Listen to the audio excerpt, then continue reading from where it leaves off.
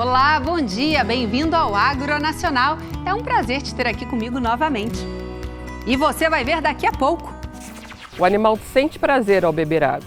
Isso tem uma relação direta com a quantidade de alimento sólido que ele vai ingerir.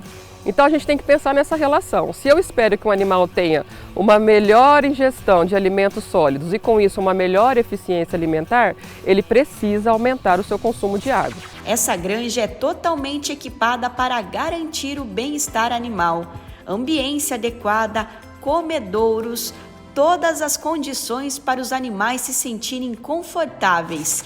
O Brasil destina corretamente 94% das embalagens do mercado de defensivos. O sucesso é graças a um programa chamado de Sistema Campo Limpo, baseado na logística reversa. O reaproveitamento dos resíduos do açaí, né? Como é que a gente reutilizava, agregando a isso a valor à cadeia do açaí e oportunizando alternativas de renda às famílias que estavam dentro do território. Pautada pela tecnologia, economia e sustentabilidade. Para se ter uma ideia, a cada 2,5 hectares de área citrícola do estado, há 1 hectare de área preservada.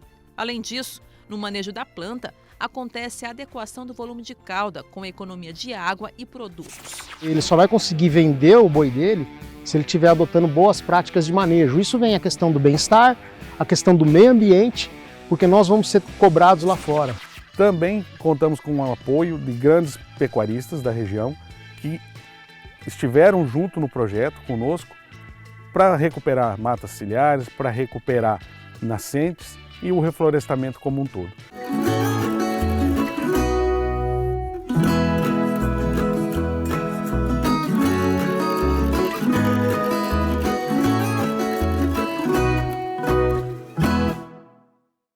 Olá, você está assistindo ao Agronacional, um programa da TV Brasil em parceria com o Canal Rural. Eu sou Jaqueline Silva e convido você para me acompanhar nesta jornada pelo mundo agro, com boas histórias e sempre muitas informações. Começando o programa de hoje, vamos falar sobre uma substância essencial para a vida, a água. A FASU, Faculdades Associadas de Uberaba, desenvolve pesquisas que mostram a importância da qualidade da água na nutrição dos bovinos. Vamos conferir?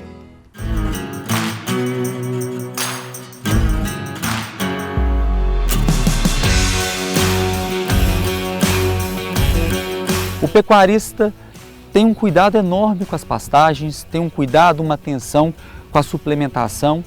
E a água, em alguns momentos, é negligenciado. E a água tem uma importância enorme. Por exemplo, se o animal não consome água ou diminui o consumo de água, o consumo de matéria seca dele, o consumo de pasto também será reduzido. E isso impactará no desempenho. Um animal que não consome é um animal que vai ter um desempenho inferior. Quando a gente melhora a oferta de água, e a gente está falando que os bovinos são animais seletivos, eles gostam de beber a água de boa qualidade. Então o que seria uma água de boa qualidade? Uma água potável, que venha de um bebedouro limpo, que venha também em condições de tratamento de água. E isso proporciona o quê? Um aumento da ingestão de água do animal. O animal sente prazer ao beber água. Isso tem uma relação direta com a quantidade de alimento sólido que ele vai ingerir. Então a gente tem que pensar nessa relação. Se eu espero que um animal tenha uma melhor ingestão de alimentos sólidos e com isso uma melhor eficiência alimentar, ele precisa aumentar o seu consumo de água. É extremamente importante que nós atentamos a esse aspecto. Normalmente os bovinos bebem água em açude. Essa água de açude pode conter patógenos, o animal pode defecar, urinar e consequentemente ele pode vir a uma patologia relacionada a essa bebida. Então nós estamos falando que uma água contaminada pode, na categoria de bezerros e até mesmo de vaca, aumentar as chances de diarreia, aumentar o contágio de doença entre os animais, como uma pneumonia ou algum outro micro-organismo ou agente infeccioso de alguma doença. Isso aumenta a contaminação dos animais. Então é importante a gente sempre alertar para a qualidade da água que está sendo fornecida para os bebedouros, por meio dos bebedouros, e também quanto à limpeza desses bebedouros, né? Porque sujidades, o animal carrega sujidades do coxo de alimento para o bebedouro. É importante que essa limpeza seja feita de forma frequente para não inibir o consumo e, consequentemente, prejudicar o desempenho dos animais. É necessário que se tenha processos de limpeza de bebedouro. criar protocolos dentro da fazenda para que seja esse bebedouro uma vez na semana esvaziado, lavado, toda a matéria orgânica ali presente seja retirada. Em relação ao confinamento, é necessário que nós tenhamos um cuidado maior. Existe uma maior densidade populacional, mais animais por metro quadrado. Então, ao invés de fazer a lavagem do coxo, a recomendação que se lave o coxo uma vez na semana, em confinamento é necessário que faça dia sim, dia não, a cada 2 dias. Utilizando os bebedouros, nós conseguimos ter água em qualidade para os animais. Isso vai representar um ganho de até 270 gramas a mais por dia. Esse ganho, num final do ano, pode representar até 3 arrobas a mais para o pecuarista. Um outro ponto importante, além da qualidade, é a distância que o bebedouro está do pasto, do piquete. É necessário que haja aí uma distância de, no máximo, 500 metros. Acima de 500 metros, o animal vai ter um decréscimo na sua produção porque está caminhando muito. Em média, esse animal acima de 500 metros, há uma diminuição no desempenho de 40 a 60 gramas por dia. Isso vai culminar no final de um ano em 21 quilos de perda de peso, ou que o animal não deixou de ganhar peso por causa que ele está caminhando muito. Então o produtor ele tem que ter uma represa, ele tem que ter um tanque, ele tem que ter um local de armazenamento de água para que ele possa fazer a redistribuição de forma artificial para todo o seu sistema produtivo. Seja qualquer tipo de bebedouro que você vá utilizar, isso traz uma facilidade para você, que é o quê? A forma como você controla a qualidade da água. É muito mais fácil eu controlar a qualidade da água em bebedouros, em coxos, do que eu ter que controlar isso numa represa ou num açude, por exemplo.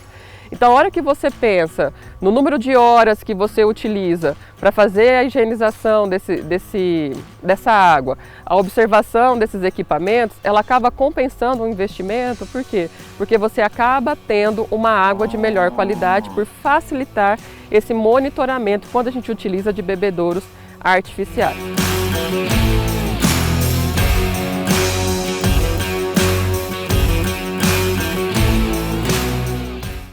A água potável é fundamental para o bom desenvolvimento dos animais, não apenas para o seu bem-estar, mas também para a rentabilidade nos sistemas de produção. Agora, vamos conhecer uma granja de suínos em Dourados, Mato Grosso do Sul. Ela se destaca pelas boas práticas do crechário à terminação dos animais. A Fazenda Estância Mãe Rainha utiliza a tecnologia para garantir uma boa ambiência, ração livre de contaminação e todos os cuidados para o desenvolvimento dos porcos. Vamos ver?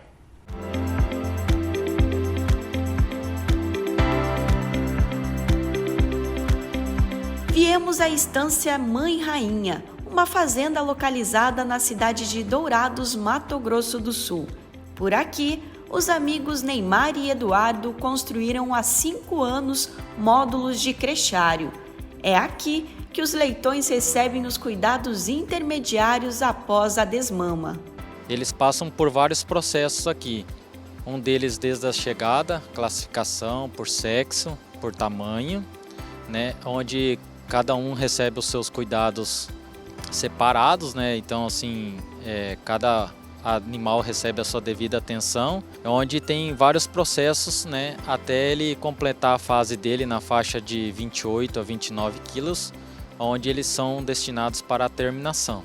Essa granja é totalmente equipada para garantir o bem-estar animal, ambiência adequada, comedouros, todas as condições para os animais se sentirem confortáveis. Além disso, a alimentação tem papel fundamental na nutrição dos leitões para que cresçam saudáveis. Eu costumo brincar que a ração do suíno é melhor do que a nossa comida, né? Tem todo um controle de qualidade, né? Uma garantia de produção e chegando até a mesa dele, que é o coxo, né? Onde essa ração está depositada hoje, sem nenhum contato e sem nenhum risco de contaminação. O que nos garante hoje um suíno de altíssima qualidade e sem risco nenhum para a saúde, né? Na Granja dos Amigos, há um sistema de distribuição de ração para cada baia. Todo o processo de fabricação nosso hoje, ele não tem o contato do humano. Ninguém toca nessa ração até que ela chegue no comedouro e o suíno coma. né? São sistemas de distribuição todos fechados, né? É um caminhão que traz essa ração dentro de um silo, descarrega no silo da granja e vem através do sistema de distribuição até os comedouros, né? Onde ela vai diretamente até a boca do suíno sem nenhum contato das mãos. Os galpões são todos tecnificados e automatizados. A climatização é fundamental para o bem-estar dos suínos. Entender o sistema é imprescindível para a boa ambiência das granjas. Então a gente aquece o barracão, né, 12 horas antes, com a temperatura desejada para a semana. De acordo com cada semana, a gente tem uma temperatura e um manejo subsequente dessa temperatura. Então é tudo controlado pelo painel. Aqui é os nossos olhos, né? Aqui a automação, ela é uma pessoa que nos passa tudo o que acontece na granja e através dela nós conseguimos tirar o melhor desempenho em climatização. Então o extensionista, né, pensando na prática, ele tem que entender os conceitos e para conseguir fazer a melhor aplicação deles, né, na prática, buscando o melhor desempenho dos animais. Então esse daqui é uma fornalha, cada galpão tem uma fornalha dessa, abastecido a lenha e a pellet. Então até as primeiras semanas, 2 primeiras semanas, os animais eles precisam desse conforto térmico que é feito através do aquecimento da fornalha. O painel de controle da granja, ele faz todo o controle. Uma vez abastecido o sistema de pellet, né, ou a lenha, ele estando ligado, o próprio controlador da granja vai ligar, acionar as turbinas para fazer o aquecimento de acordo com a programação de temperatura que os animais eles necessitam. Os leitões ficam em média 50 dias na recria. Contando com o vazio sanitário, a propriedade recebe 6 lotes por ano. Aqui é uma propriedade de aproximadamente 35 hectares. Nós começamos com 2 módulos de crechar de 5.400 cabeças, ou seja, um núcleo de 10.800 animais, isso há 5 anos atrás. Há 2 anos atrás a empresa decidiu ampliar o nosso negócio, a gente em parceria dobramos esse plantel, então nós construímos uma outra unidade, um outro núcleo de 10.800 cabeças, né? Então hoje aqui a gente trabalha de 22 a 24 mil cabeças em alojamento. Mas para ter um lote bem sucedido, Eduardo sabe bem o que é preciso fazer com maestria. É o manejo, né, que nossos funcionários desempenham, né? Tem que ter, claro, nós temos aqui a tecnologia dos equipamentos que nos facilita muita coisa em questão de temperatura, de ambiência, e os funcionários são dedicados assim exclusivamente dos animais, né? Então é um cuidado diário. Se você não ter esse cuidado, tanto na parte de doenças, que é importantíssima, o funcionário tem que identificar isso com rapidez. Os empreendedores que há pouco tempo eram bancários trocaram a cidade pelo campo.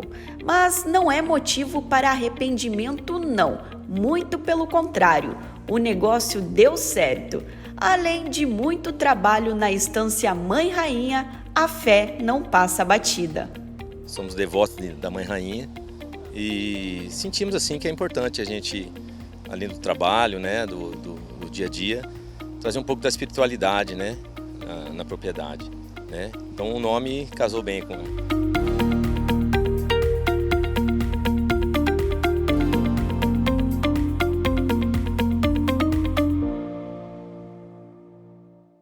O sucesso dos empreendedores mostra que valeu a pena trocar o emprego no banco pelo trabalho no campo, né?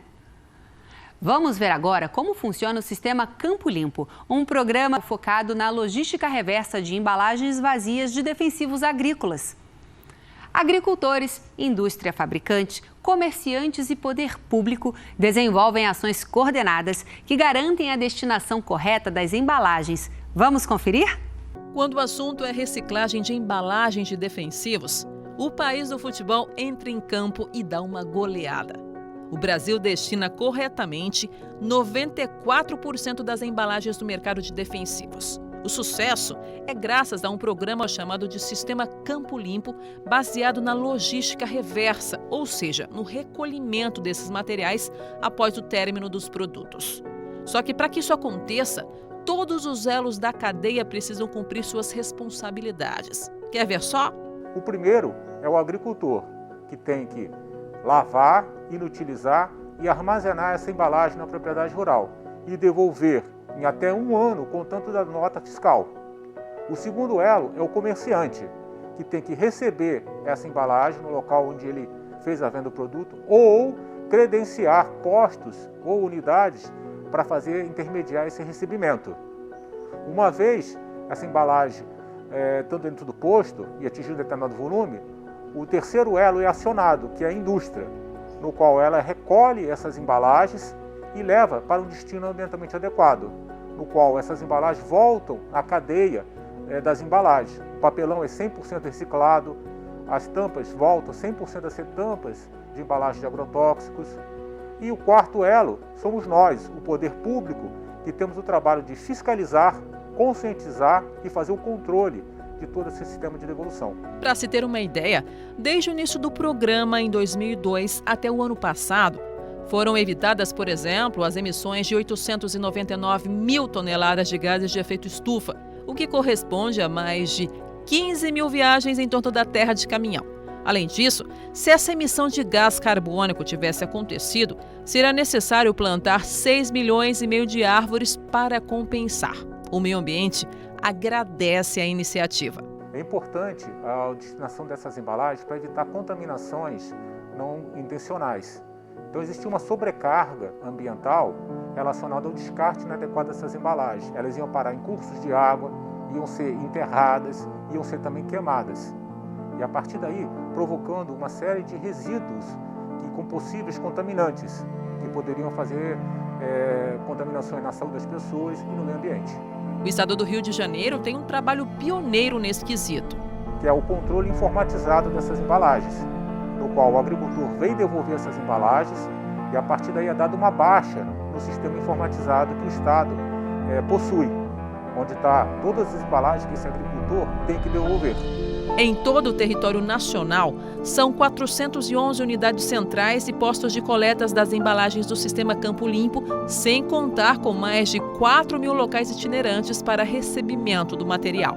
Então, mais uma vez, e silenciosamente, a agricultura está dando um exemplo para toda a cadeia de suprimentos que nós temos a nível Brasil. Então, o sistema é um caso de sucesso dentro da sustentabilidade. Então, era um resíduo potencialmente perigoso que ia ser despertado no meio ambiente, contaminando rios, contaminando águas, contaminando solo ou o próprio ar, e agora está voltando para ser novamente embalagem agrotóxica. Então, a economia que gera, tanto a nível da pegada de carbono, quanto também da evitar de a gente desgastar recursos naturais que estão tão necessários para todos nós. Eu acho que um exemplo que a agricultura está dando, mais uma vez, silenciosamente, um exemplo a todas as outras cadeias que nós temos no mercado.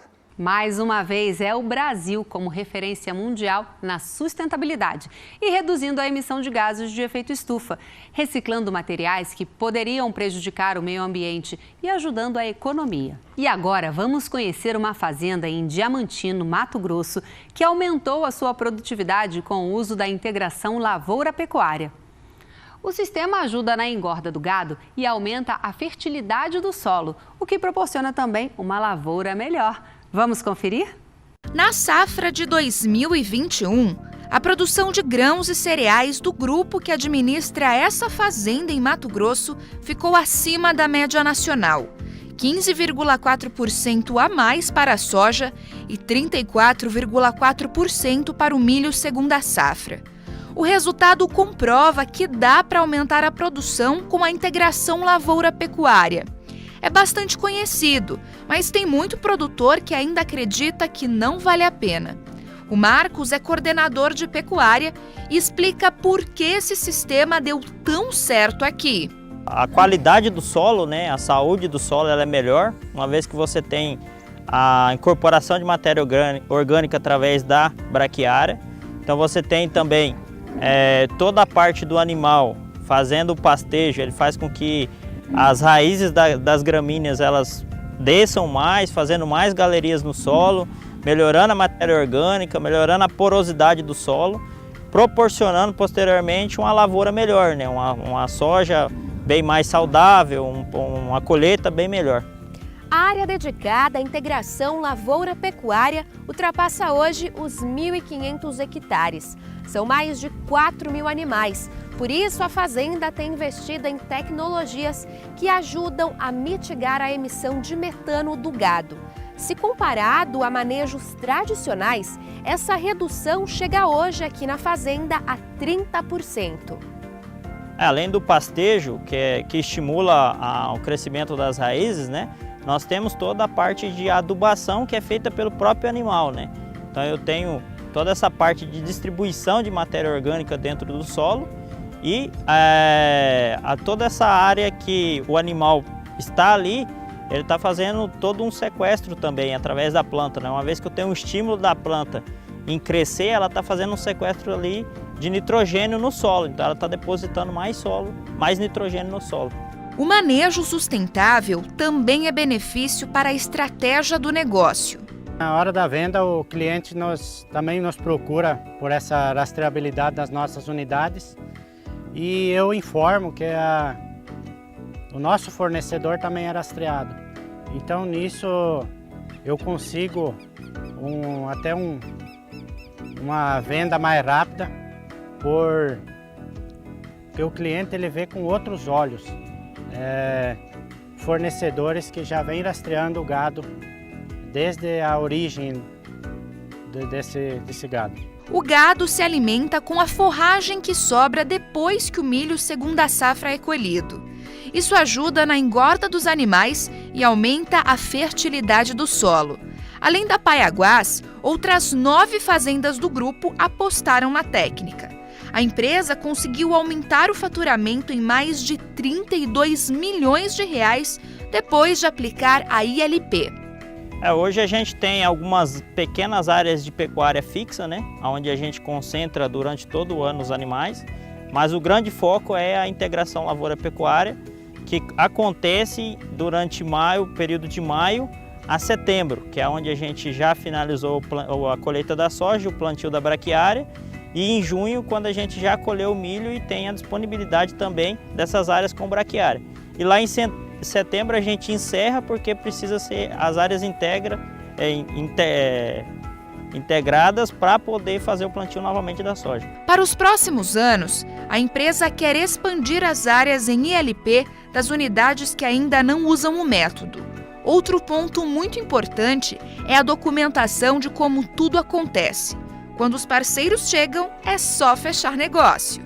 Hoje a gente busca gado de produtores onde é feita uma homologação. Se levanta a documentação que é o CAR e a APF. O CAR é o Cadastro Rural Ambiental e a autorização provisória de funcionamento, onde eu levanto esses documentos junto ao fornecedor, encaminho para uma equipe lá na matriz que faça a homologação dessa propriedade. Aí voltando da matriz à homologação, aí a gente tenta fidelizar esses produtores para ser parceiros nossos ao longo da atividade. A integração lavoura-pecuária é boa para o meio ambiente, para os animais, para o solo e para os negócios. Por isso, cada vez mais os produtores rurais estão investindo nessa técnica. E vamos ver agora uma parceria entre a Universidade do Estado do Amapá, a Agroindústria Amazonbay e o Fundo JBS pela Amazônia. A parceria está focada no reaproveitamento dos resíduos da produção de açaí. Os resíduos têm o potencial de virarem outros bioprodutos, tornando a cadeia produtiva mais sustentável. Vamos ver!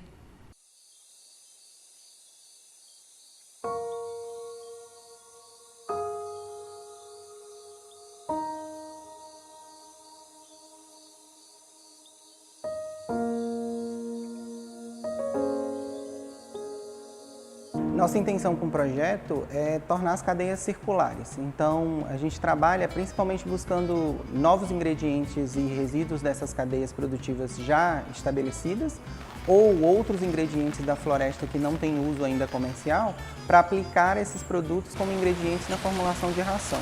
Essas rações vão ser desenvolvidas principalmente para pescado, frango e porco. Então, a ideia é atender essas comunidades com uma ração de baixo custo, onde a gente tenha uma estrutura dentro da universidade capaz de produzir essa ração a partir dos ingredientes fornecidos na comunidade e gerar essa economia circular, tentando zerar o máximo de resíduos em todas as cadeias.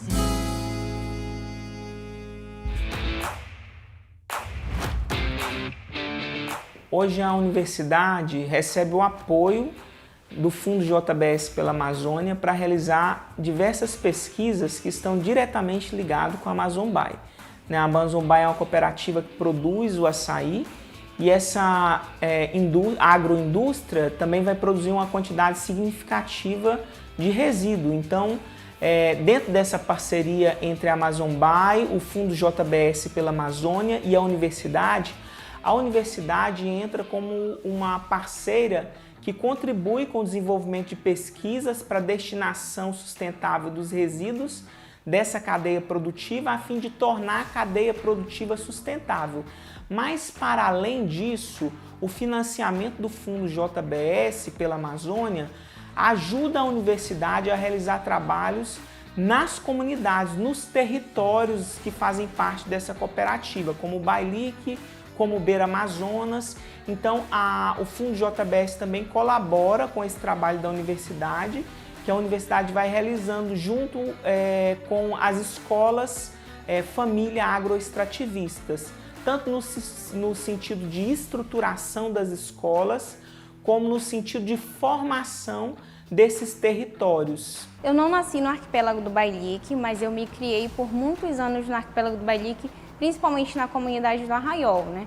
Eu vim estudar em Macapá e o curso mais próximo que tinha da minha realidade no arquipélago era engenharia de pesca, até porque a minha família, boa parte é pescador, boa parte da minha família também é agricultor. Então o curso mais próximo da minha realidade seria engenharia de pesca. Eu me formei em 2019, né?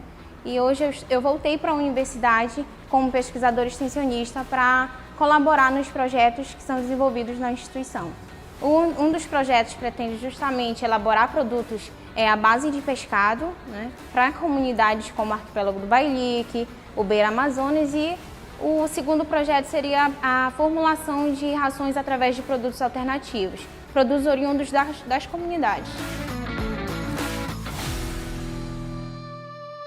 Os projetos que o Fundo JBS tem apoiado com a universidade tem sido focado em três grandes frentes, né, que são frentes que foram demandadas pelas comunidades.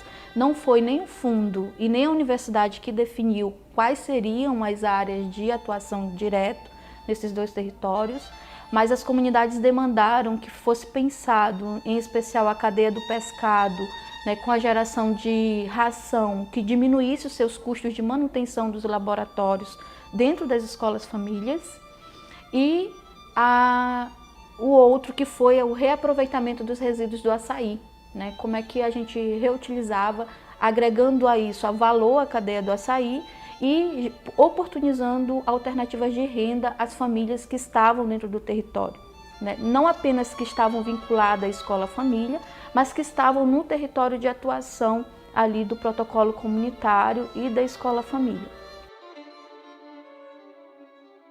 Eu me sinto extremamente feliz, até porque de onde eu vim a gente não tem um curso superior, né? E hoje estar dentro da universidade já formado e ajudando a comunidade e outras comunidades como o Beira Amazonas é muito importante, é gratificante.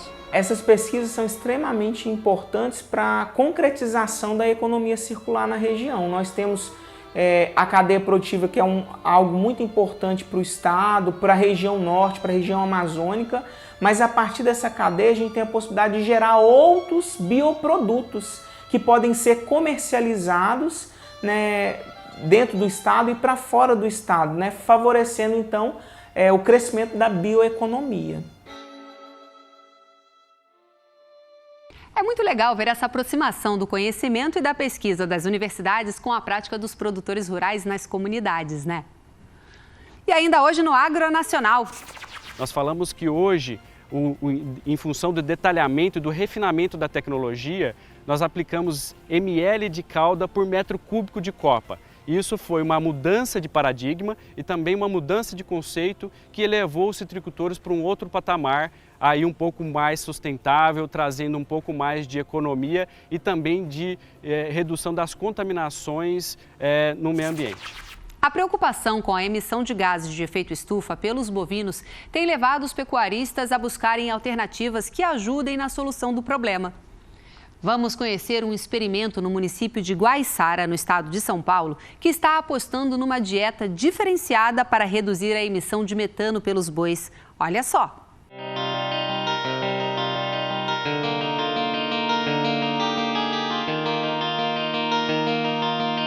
Um experimento que visa acompanhar a mitigação, a redução da emissão de gases de efeito estufa por parte dos bovinos com uma nova tecnologia que está chegando ao mercado. É por isso que viemos aqui ao confinamento JBS de Guaiçara, no estado de São Paulo, para acompanhar em que pé que está esse experimento que está em andamento.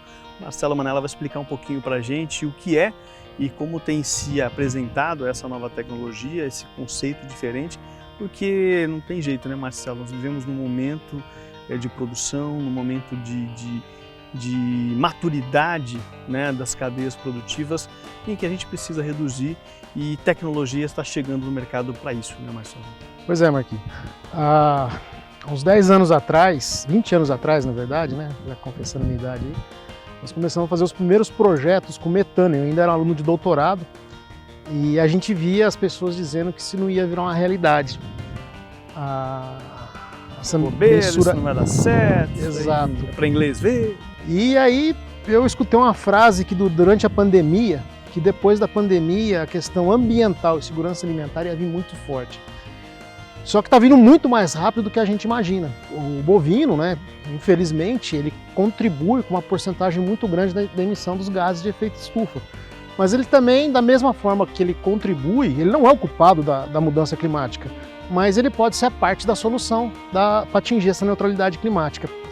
E a Silva Team, né, eu trabalho na área de feed, né, a Silva Feed da empresa, a sustentabilidade está dentro do nosso DNA. E nós trabalhamos com extratos vegetais de diferentes plantas, né, extratos de polifenais à base de taninos, e nós temos a linha de produtos para nutrição animal. E desde que nós entramos no Brasil, já tem 6 anos, o JBS é um parceiro e usa o produto no confinamento, mas nunca com o objetivo desse da redução de metano, mas sim como um melhorador de desempenho. Aí nós precisávamos realmente mensurar em situação brasileira, num confinamento com uma dieta brasileira, com gado Nelore. Nós temos dado da Europa, dado dos Estados Unidos, né? Mas faltava essa informação aqui no Brasil. E aí nós procuramos o pessoal do Instituto Zootecnia e fizemos um experimento aqui na unidade experimental do JBS de Guaiçara, do Boitel de Guaiçara, que a gente avaliou a inclusão desses taninos nossos, desse produto nosso, né, o específico que o JBS usa, contra uma dieta tradicional no Brasil sem esse aditivo. Estamos na fase laboratorial aguardando as análises de metano.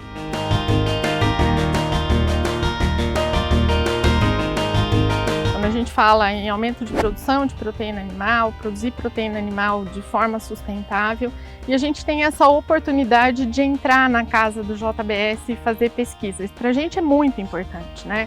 Muito importante a gente entender o que acontece num confinamento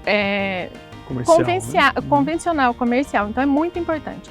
E aí a gente delineou o experimento, né? Fizemos aqui nas baias experimentais.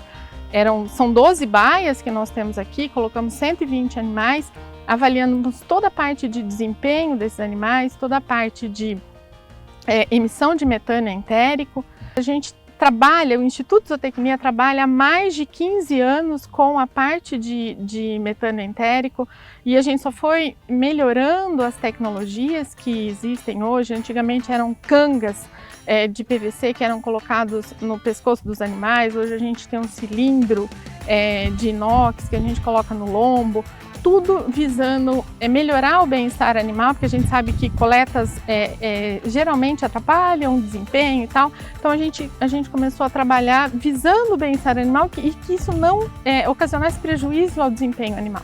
Nós trabalhamos com uma técnica que é do gás traçador, que é do SF6.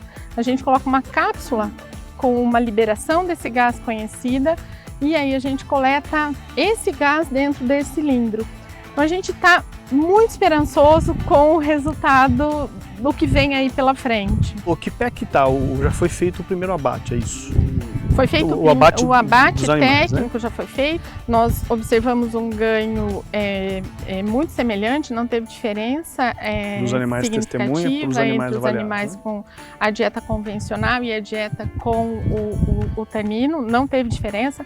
Na parte de rendimento de carcaça também nós não observamos diferença. Isso é super importante, né? Porque a gente está usando um aditivo natural, um aditivo que diminui as emissões de metano sem prejudicar o desempenho.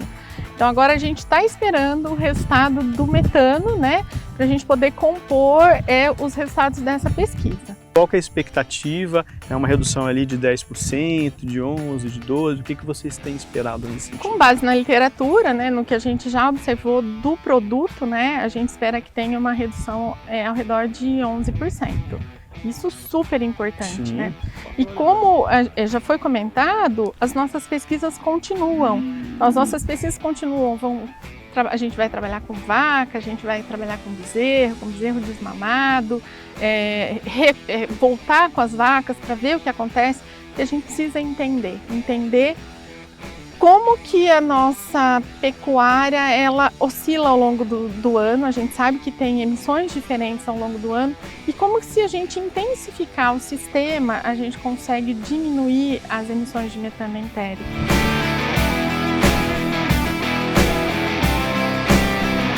Isso é uma realidade, não é uma coisa que está distante, é uma realidade.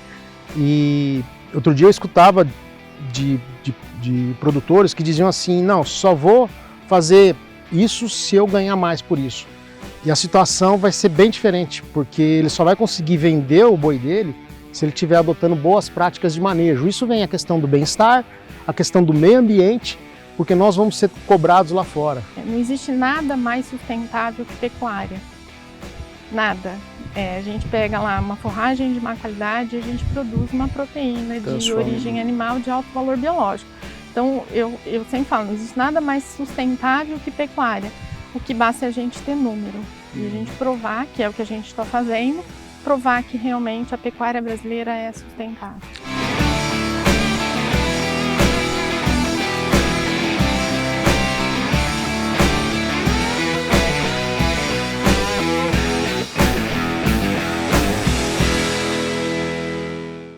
A gente torce aqui para que os estudos tragam bons resultados. Uma pecuária sustentável é fundamental, tanto para o planeta como para o agronegócio. Segundo o Fundecitrus, Fundo de Defesa da Citricultura, de cada 5 copos de suco de laranja consumidos no mundo, 3 vêm do Brasil. São Paulo é o maior produtor de laranjas do país, responsável por quase 80% da produção nacional. Vamos conferir? Ao longo da Washington Luiz, sentido Limeira, interior paulista, se vê de longe os pontinhos de cor e sabor laranja. Uma fruta que está presente em pelo menos 300 municípios paulistas que somam 188 milhões de árvores plantadas em 388 mil hectares no estado. Segundo dados do Instituto Brasileiro de Geografia e Estatística, o IBGE, São Paulo concentra 78% da produção nacional de laranjas. O principal cinturão citrícola brasileiro se estende até Minas Gerais, responsável por 6% do total produzido no país, especialmente no Triângulo Mineiro. Essa região citrícola é tão significativa para o país quanto a história de seus produtores. Meu pai conta, né, que meu bisavô, que é descendente de italiano, imigrante, veio para cá trabalhar em fazendas de café e daí quando teve a oportunidade de comprar uma pequena parte de terra, daí onde compraram as primeiras mudas de laranja para plantar e foram buscar de carroça de burro aí. Começou a plantar, daí meu avô, meu pai, né? E a gente manteve até hoje aí. No caso do Luiz, são 85 mil plantas com produção de cerca de 1.000 caixas por alqueire. A alta produtividade tem motivo: o uso de tecnologia para combater pragas e doenças no cultivo da fruta. A gente aqui também optou pela pulverização eletrostática, né? Uma pulverização que ela reduz em torno de 80% o volume de água, de cauda. É uma pulverização onde se concentra bastante o princípio ativo. E sim, porque a gente economizando água, a gente economiza também o equipamento sair da roça para ir abastecer, né? Então a gente está contribuindo também, economia de petróleo, economia de água, né? O produtor de Limeira engrossa o time de citricultores que promovem o estado de São Paulo para a primeira posição no ranking de produção de laranja. Pautada pela tecnologia, economia e sustentabilidade, para se ter uma ideia, a cada 2,5 hectares de área citrícola do estado, há 1 hectare de área preservada. Além disso, no manejo da planta, acontece a adequação do volume de cauda com a economia de água e produtos. E como isso é feito? Isso é feito através da melhoria e do aperfeiçoamento de técnicas que já são utilizadas no campo. Porque hoje nós temos aí o pulverizador, né, que é comum para todo o setor do agro, em que a gente faz o controle dessas principais pragas e doenças no campo, e através de alguns ajustes como tamanho de gota, velocidade de trabalho e também considerando a planta de uma forma diferente, porque nós temos uma planta em dimensão, então a gente considera que o volume aplicado hoje na citricultura não é mais em litros por planta ou até mesmo litros por hectare. Nós falamos que hoje, em função do detalhamento e do refinamento da tecnologia, nós aplicamos ml de cauda por metro cúbico de copa. Isso foi uma mudança de paradigma e também uma mudança de conceito que elevou os citricultores para um outro patamar, aí um pouco mais sustentável, trazendo um pouco mais de economia e também de redução das contaminações no meio ambiente. Segundo a Fundecitrus, 3 em cada 5 copos de laranja consumidos no mundo vêm do Brasil. O setor é responsável por 200 mil empregos diretos e indiretos e está se destacando cada vez mais pela sustentabilidade. Outra ação sustentável é o controle biológico, que tem auxiliado no combate ao greening, a mais temível doença da citricultura. Nós temos um laboratório de controle biológico, onde nós produzimos a vespinha Tamarixia radiata, que é um parasitoide, ou seja, um inseto que controla outro inseto. E é usado para controle do psilídeo, que é o inseto transmissor do greening. O greening, hoje, é a principal doença da citricultura e que vem aí destruindo, dizimando milhares de plantas aí no setor citrícola, não só do Brasil, mas também de outras áreas citrícolas do mundo. Além disso, nós temos uma outra linha de pesquisa que trata também do controle desse inseto, mas por meio de fungos, né, que é o uso da Isaria fumosorosea, que é também um agente de controle biológico em que a gente consegue, via pulverização, também reduzir a quantidade de químicos sendo aplicados e controlar ao mesmo tempo esse inseto que transmite essa terrível doença. Mesmo diante de tantos desafios, o Luiz nunca pensou em desistir da citricultura. Vocação é vocação. Daí a gente começou a produzir e vender as laranjas, daí a gente começou a produzir o nosso próprio suco e vender para a gente se manter no negócio. Porque é uma cultura onde que tem um investimento muito alto e teve muitas crises já na nossa história, né? Tem coisa que contar o modo antigo que a pessoa fala, né? Acho que enterraram o umbigo embaixo do pé de laranja, né? A citricultura sustentável segue produzindo alimentos para o mundo e preservando o meio ambiente. E a tecnologia sempre andando com o universo agro, ajudando a superar as crises. Agora, vamos falar sobre mais uma iniciativa sustentável que tem gerado bons frutos no Paraná.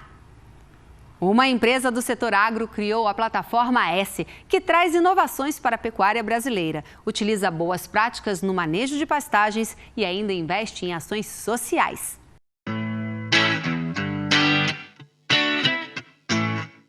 Nós aqui fizemos as 3 plataformas. O social, que a gente visa ajudar escolas com mudas, produção de mudas para reflorestamento. Também ajudamos pecuaristas pequenos, o Hectare S, onde a gente vai melhorar a sua capacidade animal, vai melhorar o seu sistema de produção, simplesmente mexendo no manejo do pequeno produtor. Também contamos com o apoio de grandes pecuaristas da região que estiveram junto no projeto conosco para recuperar matas ciliares, para recuperar nascentes e o reflorestamento como um todo. Isso que a gente vem desenvolvendo no sul do Brasil com a plataforma S. A Corteva sempre busca trabalhar com grandes pecuaristas que já são pessoas que estão fazendo um resultado interessante, principalmente social e ambiental. Por isso nós desenvolvemos com um grande pecuarista da região de Vera Cruz do Oeste, com o grupo PENAC, fizemos um entorno junto com ele e ele disponibilizou toda a verba da propriedade dele, que já está ambientalmente correta, para o projeto do pequeno produtor. Esse pequeno produtor, a gente recuperou todas as áreas de pastagem dele, com nutrição, com animais, compra de animais de rebanho para ele, e fizemos todo o projeto ser sustentável. E o projeto social, nós investimos na Escola da PAI em Vera Cruz para fazer uma estufa, para produzir mudas de reflorestamento para a região como um todo. Esse foi o projeto implantado na região oeste do Paraná. Resultados muito interessantes no Hectare S, principalmente o Hectare S, onde o pecuarista já está com produção, já está com animais nascendo de cria, nascendo os novos bezerros. Então já faz um ano implantado, agora que ele está colhendo os frutos economicamente desse projeto. No Hectare S, na propriedade Mauro em Vera Cruz, nós saímos de 0,75 unidades animais por hectare para 2,37 unidades animais por hectare. Então também foi quase triplicada a capacidade animal dele, o suporte animal da propriedade dele. O que a plataforma S vem a mostrar? Nós estamos tentando mostrar as boas práticas, o que realmente a pecuária nacional, que a grande maioria faz, que é trazer sequestro de carbono nas propriedades, boas práticas, dobrar a capacidade animal. Então, para mim, como representante comercial, é muito gratificante participar desse projeto. A gente vai ajudar, além do cenário da pecuária nacional, vamos ajudar socialmente e pequenos produtores a se tornarem cada vez mais no campo, ficar mais no campo e ver que o seu negócio é rentável e sustentável.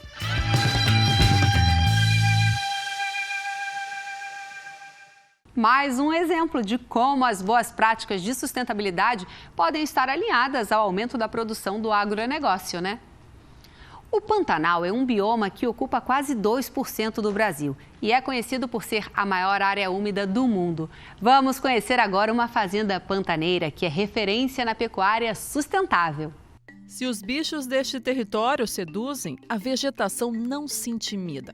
Segundo a Embrapa, quase 2.000 espécies de plantas já foram identificadas e classificadas na região. Algumas, inclusive, com vigoroso potencial medicinal. E é nesse território onde a dança das águas determina a paisagem que vivem pantaneiros como Renato. Ele é colaborador na Fazenda Santa Fé do Corichinho, localizada na região da Inhacolândia, uma propriedade de 11.000 hectares com aproximadamente 5.000 cabeças de gado criadas de forma sustentável e orgânica, num local que exige jogo de cintura. O Pantanal é o seguinte, tem lugares que é muito mais baixo aqui, né? Aqui nós já estamos num lugar mais alto, né? Enche bastante também, mas não tem aquele perigo de muito alagamento, sabe? Para ter o perigo de matar animais afogados, alguma coisa assim, né? Ficar sem pastagem, né? Para subir para lugares mais altos, um arrendamento, alguma coisa, outras fazendas para cima da serra, né? Assim como o Renato, o Rodrigo, ou carinhosamente chamado de Coró, também integra o time de trabalhadores da fazenda, onde a sustentabilidade é a principal marca. Eu acho que o sustentável hoje aqui na fazenda é o nosso carro-chefe, viabilizando a gente cuidar da natureza, cuidar do bem-estar animal, para a gente produzir um animal com mais qualidade, um animal dócil, um animal fácil de ser conduzido.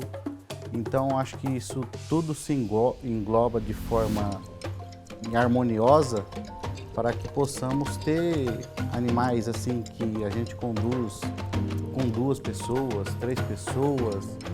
Então, acho que o nosso manejo hoje facilita demais, porque a gente sempre trata bem e não fazemos mal aos animais, entendeu?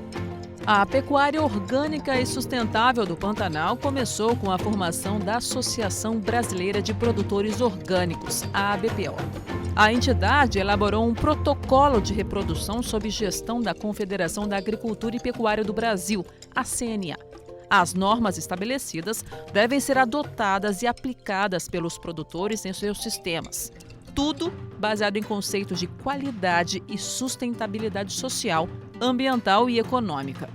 Então a gente usa rastreabilidade com o sistema oficial, o SISBOV. Utilizamos plano de manejo, então todo o processo de manejo dentro da propriedade ele é registrado, anotado, submetido a essa certificadora. A gente tem todas as questões das legislações sendo amplamente atendidas e respeitadas, desde a trabalhista, da fiscal, da legislação ambiental, tudo isso é muito observado, tudo em busca de a gente ter melhor eficiência e ganho nos sistemas produtivos nossos, mas respeitando a questão do ambiente no Pantanal. Muito bacana a gente conhecer práticas sustentáveis na pecuária, ainda mais no Pantanal, né? A Fazenda Santa Fé do Corichinho fica em Corumbá, Mato Grosso do Sul. E esse foi o Agro Nacional, uma parceria da TV Brasil com o Canal Rural. Na semana que vem estaremos aqui te esperando com mais notícias sobre o mundo do campo. Mas você também pode assistir o nosso programa no TV Brasil Play e nos seguir nas redes sociais da TV Brasil. Um ótimo dia para você e até a semana que vem.